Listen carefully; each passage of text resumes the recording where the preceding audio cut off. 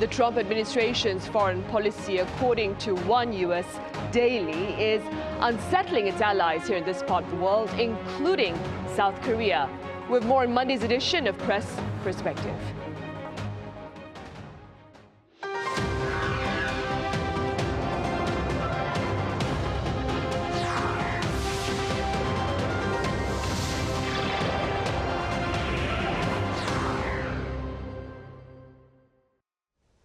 Hello and welcome to this week's first edition of Press Perspective. It's Monday, February 24th here in Seoul. I'm Min Sunhee. Today, the world marks 3 years since Russia launched an all-out invasion of Ukraine, and the latest U.S. efforts to end the Kremlin's aggression against Kyiv are raising quite a bit of concern here in this part of the world about a dramatic shift in Washington's overall foreign policy. For more on this, I have Celio Fioretti with French daily Croix here in the studio. Celio, it's great to have you back. Glad to be here. I also have Cheon Soram with American broadcaster Radio Free Asia. Soram, welcome back. Glad to be here too. Right, Celio, we'll start with you. So Trump has spoken of a meeting with Putin in Saudi Arabia for his first overseas summit since re-entering the White House. What message does this move send to America's allies in Europe, do you think? Indeed, President Donald Trump said in a social media post that he had a lengthy and highly productive phone call with President Vladimir Putin, during which they discussed their mutual desire to end Russia's war with Ukraine and plans to potentially meet. Speaking to Russian state media, Sergei Ryabakov, Russia Deputy Foreign Minister, said a possible Putin-Trump summit could involve broad talks on global issue, not just the war in Ukraine. The question is about starting to move toward normalizing relations between the two countries, finding a way to resolve the most acute and potentially very, very dangerous situation as the war, but also maybe trade will be on the table. We'll see about that. Ryabakov added that the US and Russian envoy could meet within the next 2 weeks to pave the way for the summit. So now it's just a diplomacy level staff. Russian and US representative meeting in Saudi Arabia on Tuesday agreed to start working toward ending the war in Ukraine and improving the relation between the two countries. An extraordinary change, a shift in the US policy, which is happening under Trump. Senior US officials have suggested Ukraine will have to give up its goal to join NATO and also give up on the 20% of the territory they lost during the war. Overall, if peace is great, the condition of the peace and the organization of the summit don't send a good signal for Ukraine and Europe. Trump has been siding on Russia's side for the most part. He even attacked Ukrainian President Volodymyr Zelensky, accusing him of starting the war. He withdrew the comment a few days after, but he still mentioned that Zelensky should have avoided the war. What is to fear is that Europe and Ukraine will be sidelined in this summit. British Prime Minister Keir Starmer said he will visit Washington in the next week to focus on negotiation with Ukraine. He stressed that no decision about Ukraine can be made if Europe is not at the table. The EU is also behind this proposition. Ukraine seems also to rally about that, although maybe Zelensky will meet either Putin or Trump in the coming month, but that's pretty uncertain for now.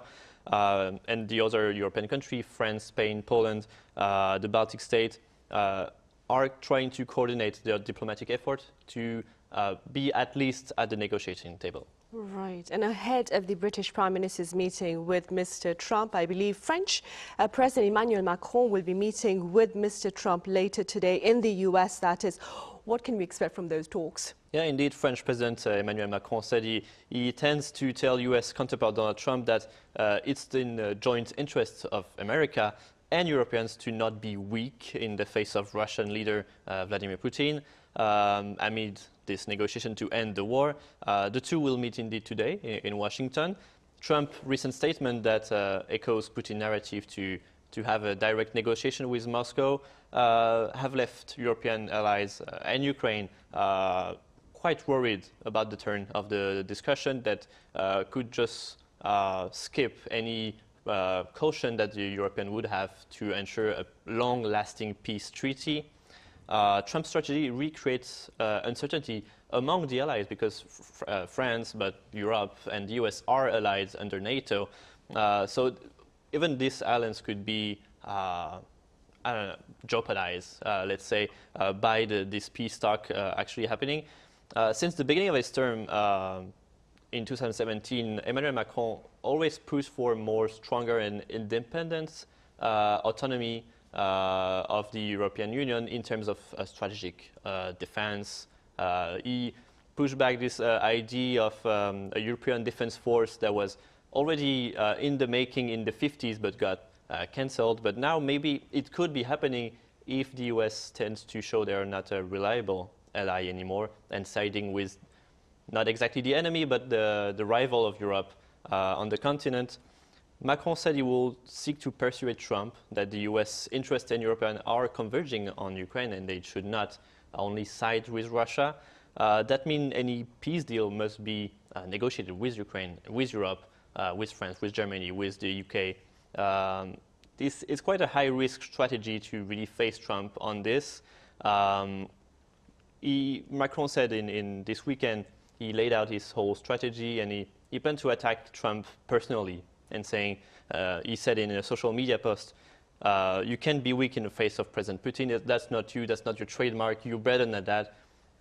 It's a jab, coupled also with factual warning that if you let Ukraine be taken, Russia has a free way to take whatever they want, and maybe the next country could be Poland, Finland. We don't know where Putin will stop. So will be a kind of a boxing match between the two leaders. We'll see what happens, and the rest of you is really waiting for the end of this meeting to know what's going to come next. Right. And against these events in Europe, Soram, here in Korea, Trump's handling of peace talks for an end to Russian aggression against Ukraine is raising concerns that future engagement of the U.S. with regard to North Korea may actually sideline South Korea, especially given the political paralysis here in the country. Do you, Soram, share this concern? Yeah, there's definitely some concerns about Trump. If Trump pushes forward with his own style of peace talks, like what's happening in Ukraine, South Korea might be left out when it comes to North Korea issue. A former U.S. ambassador to South Korea, Kathleen Stephens, noted that, as he mentioned, European allies were shocked to see the U.S. and Russia negotiating without Ukraine. So she believes that South Korea could fear the same situation happening if Trump decides to talk directly with North Korea, effectively bypassing Seoul. Also, Trump hasn't taken concrete steps regarding South Korea, but he has spoken warmly about Kim Jong-un several times, suggesting he still has a friendly stand towards North Korean leader. Experts point out that just like in Trump's first term, he might go straight to Kim Jong-un again, and if that happens, South Korea, despite being directly threatened by the North, could get sidelined, much like Ukraine was.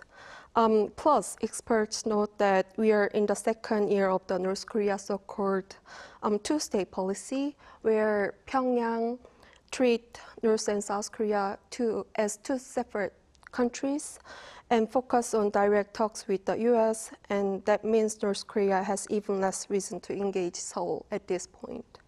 But some say if Washington and Pyongyang start negotiating, there might be unexpected roles for South Korea, especially if economic supports come into play.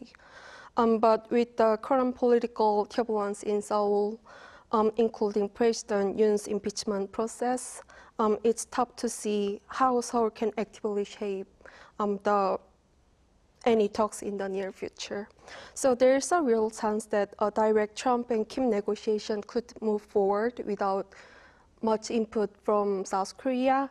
So just like how Ukraine was left out of a recent US-Russia high-level meeting. Right. Well, many pundits have pointed out that Mr. Trump prefers a top-down approach to diplomacy. That being said, Celio, then, how can South Korea make itself relevant to U.S. efforts to engage North Korea, do you think? As we mentioned, there's a growing concern that South Korea might be sidelined on any talks with the North.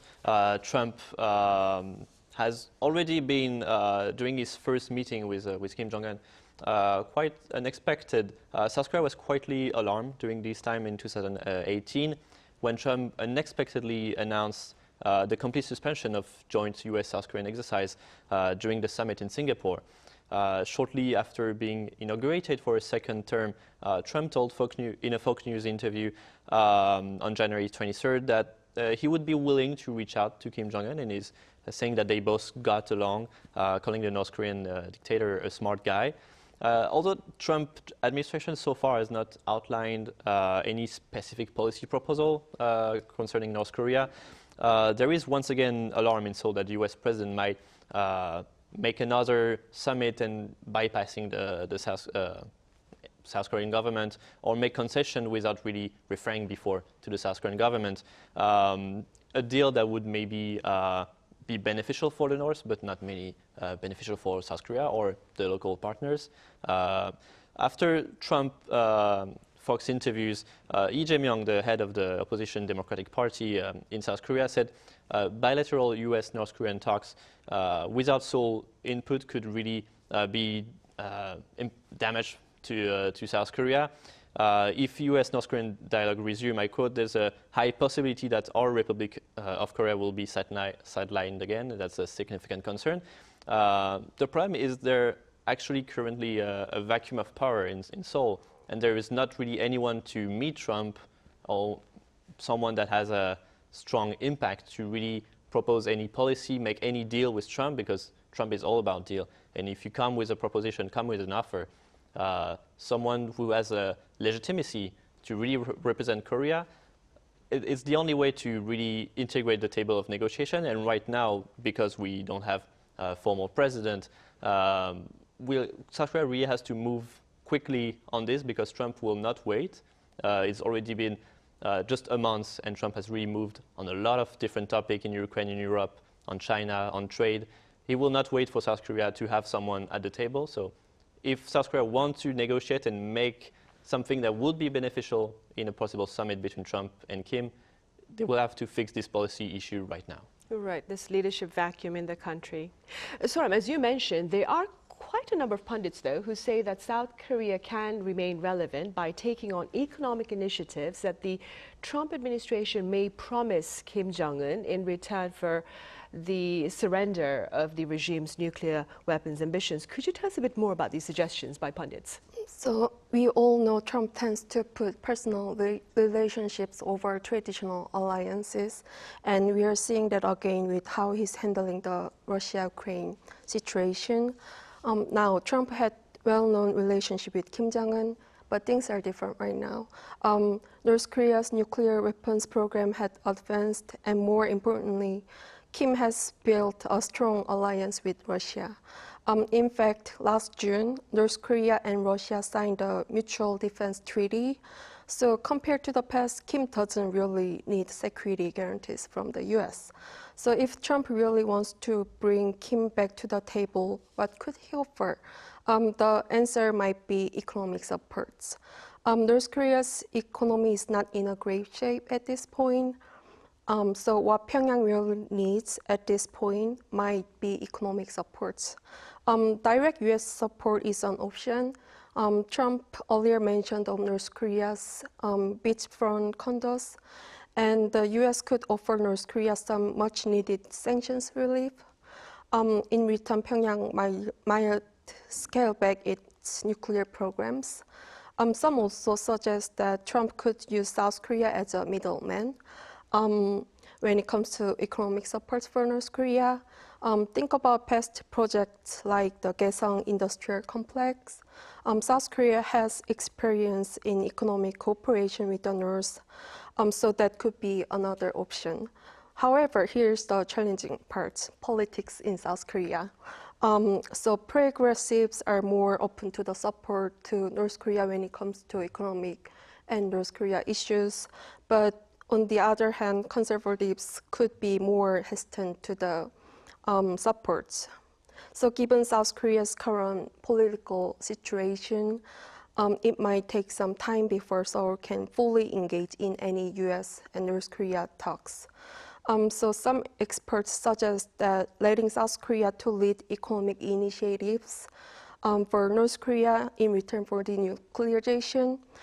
It is a bold idea, but whether it can overcome political hurdles both in Washington and Seoul remains uncertain. Right, well, time will tell then.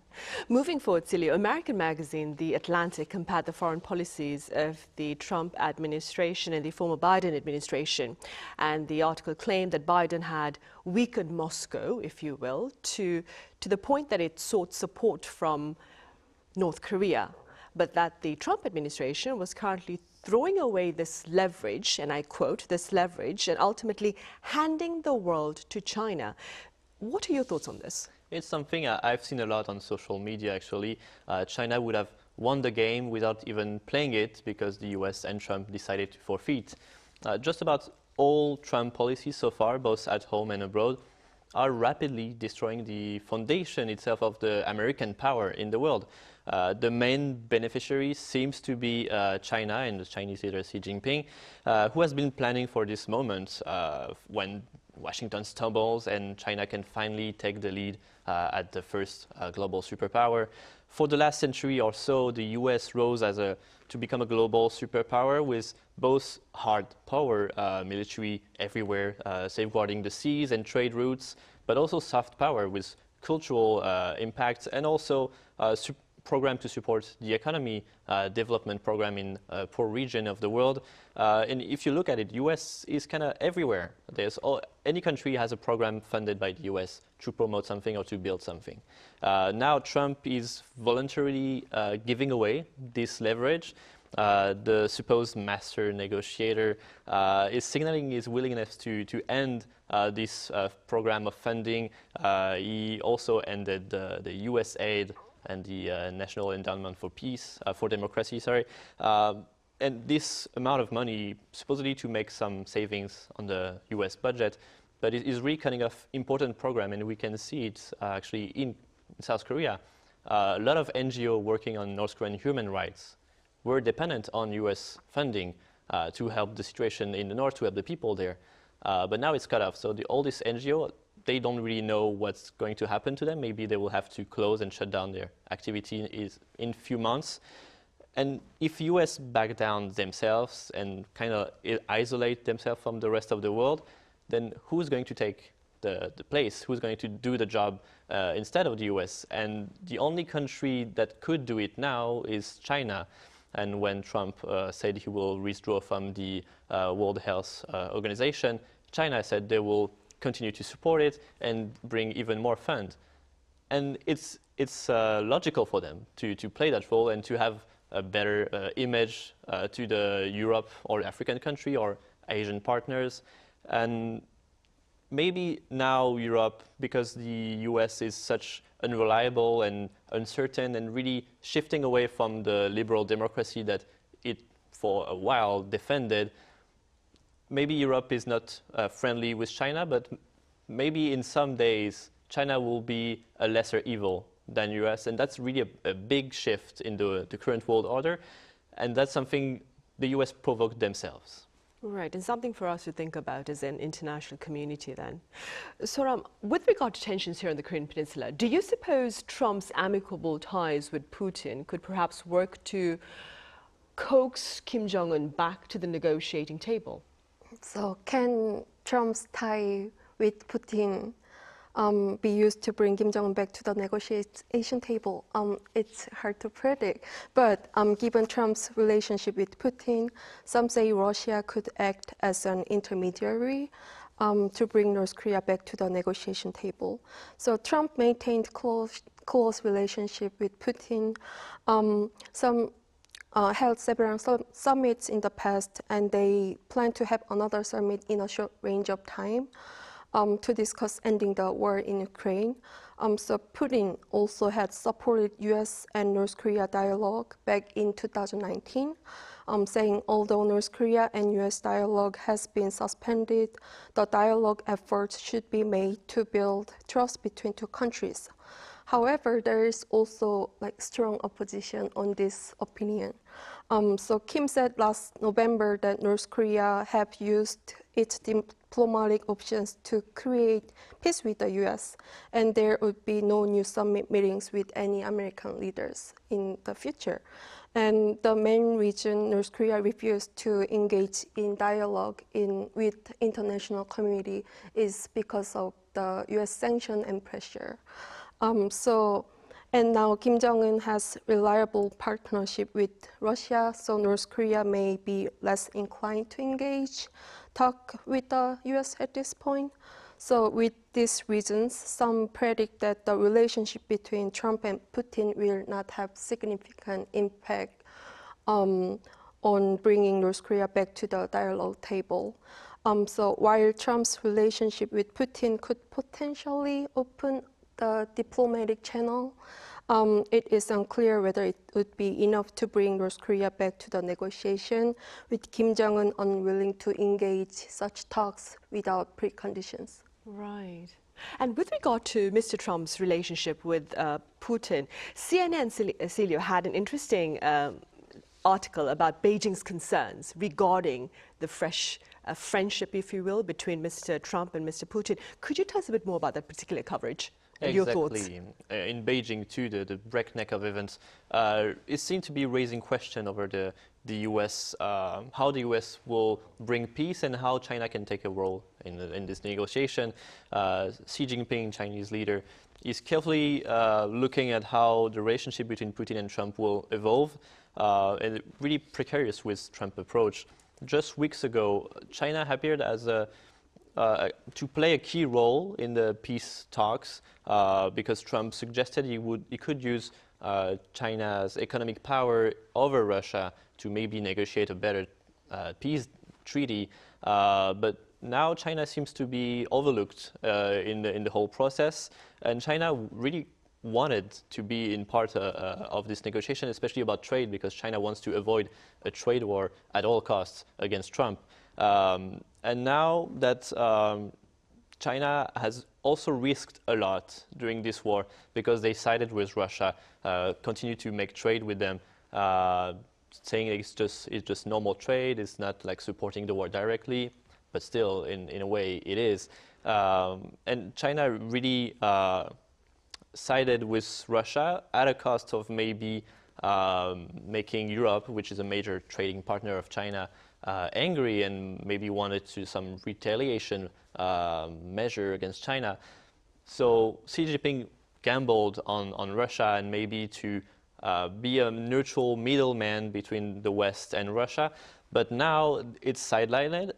Maybe they could lose everything they gamble in. What is interesting, though, is that while Trump becomes more of an enemy to Europe, as I mentioned, China has an opportunity to get closer with the old continent and maybe also join EU and UK, as we mentioned earlier, that they should also be at the table, and the peace treaty should not be only between Trump and Putin, but the whole world should be at the table and talking with every possible, because China could also have some economic interest of a peace in Europe for better trade, but also maybe some contract to rebuild Ukraine. So they want to be part of this, and Europe wants also to be part of this. So maybe there's a way for China and Europe to cooperate. At least that could be an option. And also in the long run, as I mentioned, the global world order is shifting, and maybe China would be also an ally after the peace treaty to maybe protect and ensure Russia will not invade the rest of Europe, and maintain a sort of security zone, a border between Poland, Belarus, and Russia. So maybe China would seek to play that role in the future peace treaty. I suppose time will tell us then. All right, Celio, I'm afraid that's all the time we have, but thank you so much for your time and your thoughts. And Soram, thank you very much for your insights. Thank you. Right, well, in light of the grim milestone today with regard to Russian aggression against Ukraine, we end this edition of Press Perspective with prayers to all those enduring violence across the world as we speak.